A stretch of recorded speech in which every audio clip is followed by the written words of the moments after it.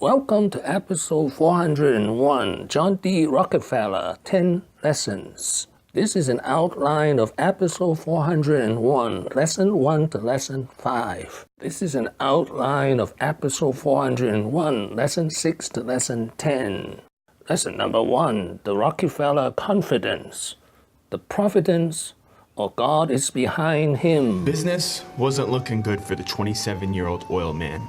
He knew his odds of brokering a deal were slim as he got ready for the train to meet with Cornelius Vanderbilt, the richest man in America of the time. So with the stakes this great, you would think that he would come to the meeting on time. But on this day, for whatever reason, he missed the train by just a few minutes. But as it turned out, that train would never have taken him to his meeting, because that train went off the rails, plummeting off a bridge, slamming into a bottom of a valley, and burning everyone alive inside, including his luggage.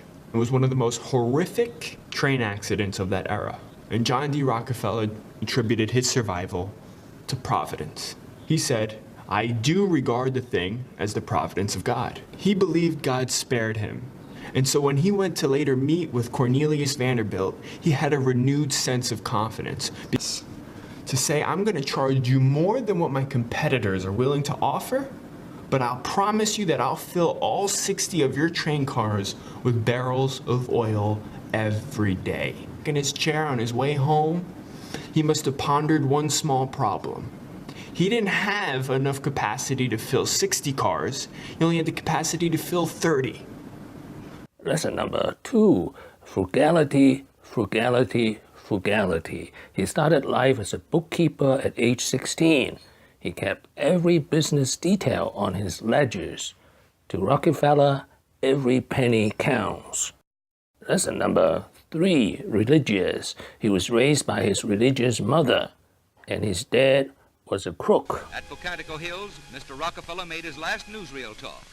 Let us, with faith in God, in ourselves, and in humanity, go forward, courageously resolved to play our part worthily in building a better world. Lesson number 4, Rockefeller Discipline. There are 3 no's. No smoking, no drinking, no swearing. Lesson number 5, Data.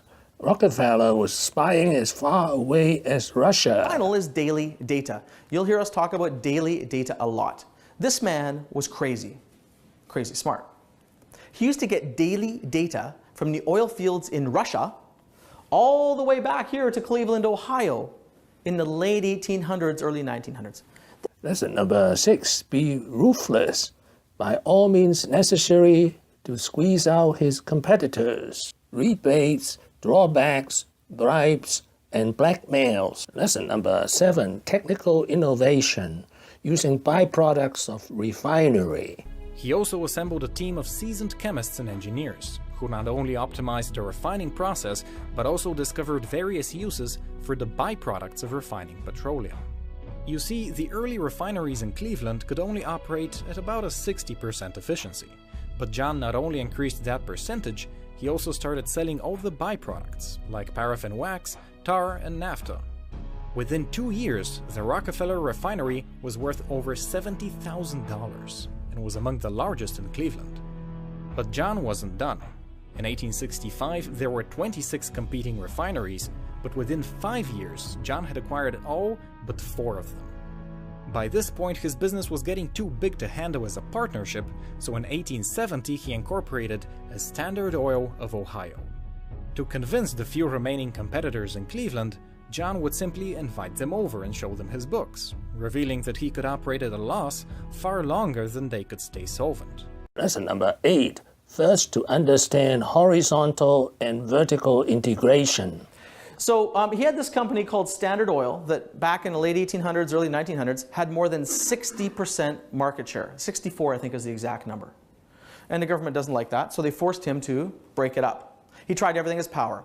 And it was broken up into companies known as Shell, Amoco, Chevron, Exxon, I think I mentioned already. Lesson number 9, strike new paths. If you want to succeed, you should strike out on new paths rather than travel the worn paths of accepted success. Lesson number 10. Make small profit from a large number of people to become the richest self-made billionaire in history. Thank you for watching. Please subscribe and leave your questions and comments below. Wishing everyone live as prosperous and as long as Rockefeller.